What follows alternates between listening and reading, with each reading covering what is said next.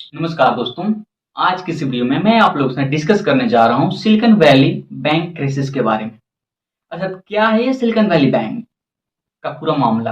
आखिर कैसे हुआ ये बैंक दिवालिया? ये बैंक कार्य क्या करता था? आखिर बैंक की स्थिति हालत इतनी खराब क्यों हुई? क्या फिर से वो 2008 वाली विश्व आर्थिक मंदी आने वाली है? तो चलिए इन सारी बातों को पूरी डिटेल से इस वीडियो में जानने की कोशिश करते हैं। चलिए वीडियो को शुरू करते हैं। Collapse of Silicon Valley Bank is causing shockwaves across the entire business world. Silicon Valley Bank, the second biggest bank collapse in U.S. history. It is the epicenter of tech startups, venture capital. Silicon Valley Bank, it is the 16th largest bank, or it was, in the United States. The collapsed bank had invested in around 21 Indian startups. The bank stock lost 80% of its value this week, 60% in one day alone. The management of these banks will be fired. Investors in the banks will not be protected. Federal officials have been working around the clock to try to find some resolution in the wake of the collapse of Silicon Valley Bank. It is and should be a matter of concern. Indian startups that have deposits at SVB might be impacted as well. Silicon valley bank America की एक financial sector bank है जो basically वो finance करता है, अर्थात funding करती है। जो जितनी भी अमेरिका के स्टार्टअप्स कंपनी है उनको ये क्या करती है, फंडिंग करती है, अर्थात उसको उसकी जितनी भी फाइनेंशियल वर्क होती है अर्थात बैंकिंग सर्विसेज ये प्रोवाइड करता है सिलिकॉन वैली बैंक। आज ये चर्चा का विषय इसलिए बना है क्योंकि आज इसकी हालत खराब हो गई है और ये गया है अर्थात ये पूर्ण रूप से दिवालिया घोषित कर दिया गया है क्योंकि इसके पास पैसा नहीं है। क्योंकि जो भी इसके इन्वेस्टर्स आए हैं पैसा लेने के लिए, तो बैंक के पास पैसा नहीं है, तो बैंक पैसा देगा कैसे? तो चलिए आगे बढ़ते हैं। आगे बढ़ने से पहले आखिर इसकी हालत इतनी खराब कैसे हुई सिलिकॉन वैली बैंक की, जो बहुत ही ज़्यादा रिनोन्ड बैंक है यूएसए के, 16th लार्जेस्ट बैंक है पूरे यूएस के, और इतनी सबसे बड़ी ट्रांजेक्शन्स करने वाली बैंक है। तो आखिर इसकी इतनी हालत खराब कैसे? देखिए, इसकी स्थापना 17 अक्टूबर 1983 को हुई थी, जो अमेरिका में सिलिकॉन वैली में हुआ था। और इसकी बेसिकली काम ही था क्या, जितनी भी स्टार्टअप्स है उसको फंडिंग करना और टेक स्टार्टअप था, बेस्ट काम कर रहा था। लेकिन बात जब शुरू होती है 2020 में, क्योंकि विश्व में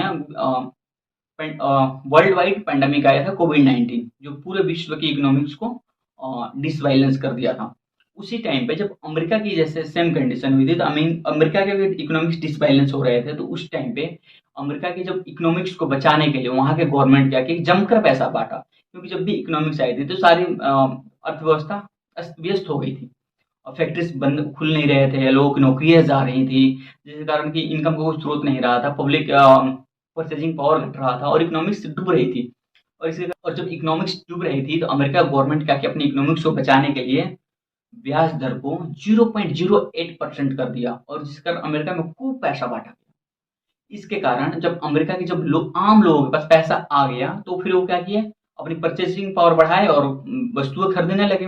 और जिनके पास जब एक्स्ट्रा पैसा बचा तो वो पैसा क्या किए, बैंक में ले जाकर अपने फ्यूचर के लिए डिपॉजिट कर दिए। क्योंकि आप जानते हैं, मैं भी जानता हूँ, अगर आम तौर पे अपने अपने सेविंग बैंक्स में सेविंग अकाउंट्स में कुछ भी अमाउंट रखते हैं आप, तो उसमें 2% 3% इंटरेस्ट मिलता है। सेम कंडीशन था उस टाइम पे, 0.08% पे ब्याज ले लिया बैंकों से, और अपने सेविंग अकाउंट्स में या फिर जितने भी फाइनेंशियल इंस्टीट्यूशंस है जहाँ पे वो फंड जमा कर देते, उस वहाँ पे हमने जमा कर दिया। ओके, ये तो ठीक है। लेकिन फिर अब यहाँ पे सिलिकॉन वैली बैंक की बात कहाँ पर आई? ये तो ठीक है, स्टार्टअप्स आया, पैसा आया, लेकिन सिलिकॉन वैली बैंक कहाँ इन्वॉल्व हुआ इसमें? ठीक है। दूसरा ये है कि जब जैसे ही धीरे-धीरे पैंडेमिक से पूरी दुनिया रिकवर कर रही थी, तो उसी समय में रसिया और यूक्रेन का वार स्टार्ट हो गया। और इस रसिया और यूक्रेन के वार के कारण एनर्जी क्राइसिस स्टार्ट हो गया, और इस एनर्जी क्राइसिस के कारण पूरे इकोनॉमिक्स डिसबैलेंस हो गया। और ऐसा इसलिए हो क्योंकि देखिए, जब एनर्जी की सप्लाई कम हो रही है और डिमांड ज़्यादा है, जब डिमांड ज़्यादा बढ़ रहा है और सप्लाई कम, डिमांड ज़्यादा सप्लाई कम, तो इसके कारण डिमांड और सप्लाई की डिसबैलेंस हो गया। और इसके कारण जब भी डिसबैलेंस होगा तो महंगाई बढ़ेगी। अब जाहिर सी बात है, वस्तु की सप्लाई कम हो रही है और खरीदने वाले बहुत सारे आदमी हैं। जो बहुत सारे आदमी हैं तो उसको हम महंगा इनाम पैसा देंगे, और जो पैसा ज़्यादा मिलेगा फिर क्या होगा, प्राइस अचानक से बढ़ेगी। सेम कंडीशन हुआ क्योंकि जब पैंडेमिक स्टार्ट हुआ था 2020 में, तो यूएस गवर्नमेंट 0.088% के हिसाब से मतलब कि रेट से पूरे अपने देश में पैसा बांटा था कि हमारे गवर्नमेंट के पास हमारी इकोनॉमिक्स में हमारी इकोनॉमिक्स बचा रहे। अब उस टाइम पे पैसा था और यहाँ पर डिमांड बहुत हाई हो रहा है क्योंकि रसिया और यूक्रेन वार के कारण कोई भी सप्लाई आ नहीं रही है एनर्जी की। अब इसके कारण डिमांड हाई है और सप्लाई डाउन है, सप्लाई डाउन है, इस कारण इन्फ्लेशन बढ़ा है। ओके, ये तो ठीक है, समझ में आ रहा है कि पैंडेमिक हो गया, रसिया और यूक्रेन का वार का इम्पैक्ट आया, लेकिन इसमें सिलिकॉन वैली बैंक कहाँ गया? अब दूसरा ये है कि यहाँ पे फिर सिलिकॉन वैली बैंक की बात कहाँ से आ गई, वो क्यों डूब गया, उसका क्या कारण था? उसकी कारण ये थी डूबने की कि देखिए जब महंगाई बढ़ रहा है और आप जानते हैं कि अगले यूएस में इलेक्शन आने वाला है, तो महंगाई को कंट्रोल करने के लिए वहां पे गवर्नमेंट को कुछ तो करना पड़ेगा ताकि वो क्या करे, अपने गवर्नमेंट फिर अगले साल सत्ता में आने के लिए पूरी कोशिश करेगा। तो अब इस बीच में यूएस के जो सेंट्रल बैंक है, फेडरल रिजर्व बैंक, वो क्या करती है कि ब्याज दर को बढ़ाती है। अब दूसरी बात ये है यूएस का सेंट्रल बैंक महंगाई को कंट्रोल करने के लिए 0.08% से ब्याज दर डायरेक्ट 4.57 कर देता है।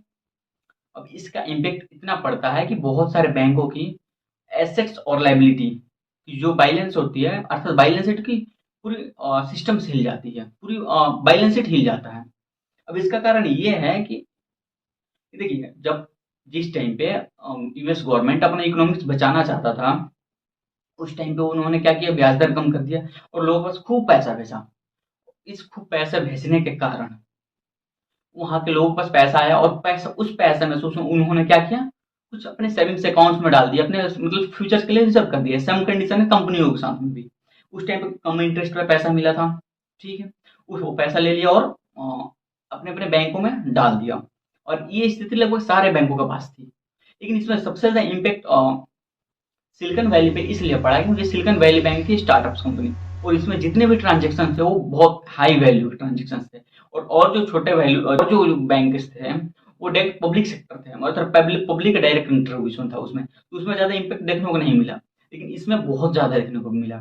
अब देखिए उस टाइम पे तो था जब पैंडेमिक था, तो यूएस गवर्नमेंट ने इंटरेस्ट रेट कम किया, लोगों के पास पैसा आया, पैसा अपना अपना सेविंग के लिए कुछ किया और कुछ खर्च किया। तो जब इस टाइम पे जब सिलिकॉन वैली बैंक के पास पैसा आया, तो इस पैसे को क्या करेगा, कहीं ना कहीं तो इन्वेस्ट करेगा ना, क्योंकि वो इस पैसे को तो रख नहीं सकता है। और जब वो इस पैसे को नहीं रख सकता है तो फिर क्या करेगा, क्योंकि वो जब आप देखो जब आमतौर पे आप कुछ भी नहीं करते हो, कुछ भी पैसा अपने बैंक में रखते हो, सेविंग्स अकाउंट्स में, तो उसमें कुछ तो परसेंट का ब्याज मिलता है ना, तो उस ब्याज दर को सिर्फ, और वो भाई अपने पास में रहेगा तो कुछ तो देना पड़ेगा ना उसको। तो इसलिए वो जब उसके पास पैसा आया तो उस पैसे को क्या किया, इन्वेस्ट करने के लिए सोचा। और वहां पर उसके पास इन्वेस्ट करने के लिए बस दो रास्ते थे, या तो वो क्या करे, फिर लोन वो बांटे, क्योंकि बैंक का मेन ही इनकम का सोर्स होता है कि लोन्स का डिफरेंस।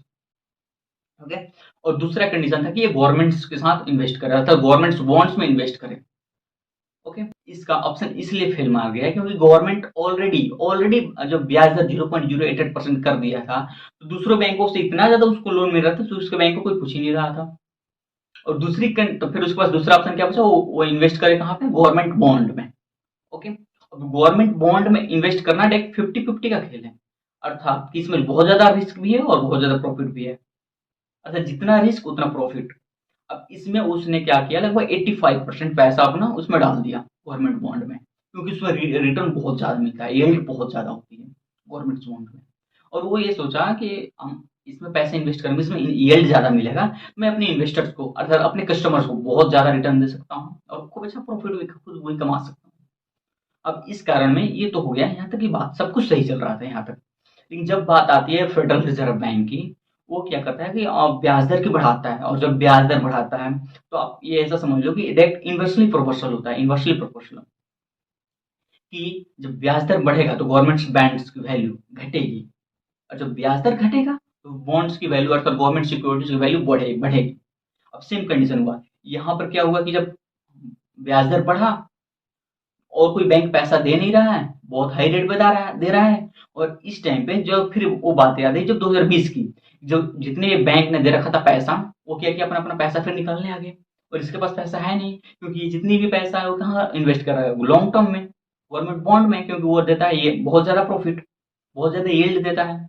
अब इसके कारण जितने भी इसके इन्वेस्टर्स आए थे, ऐसा कस्टमर्स आए थे पैसा लेने के लिए, अब इसके पास पैसा है ही नहीं, तब उसके लिए अब ये क्या किया कि अपने बॉन्ड्स को बहुत ही कम कीमतों पे बेचने लगा।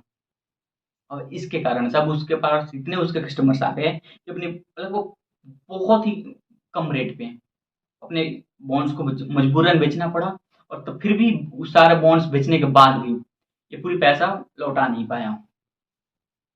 इसके कारण से ये बैंक अभी डेट में दिवालिया हो चुकी है, क्योंकि जब इसके पास जितनी भी संपत्ति था वो सारे को बेच दिया, और फिर भी इसको पूरे इसके कस्टमर्स को देने के लिए नहीं है पैसा, फिर क्या करेगा, दिवालिया हो गया ना वो तो।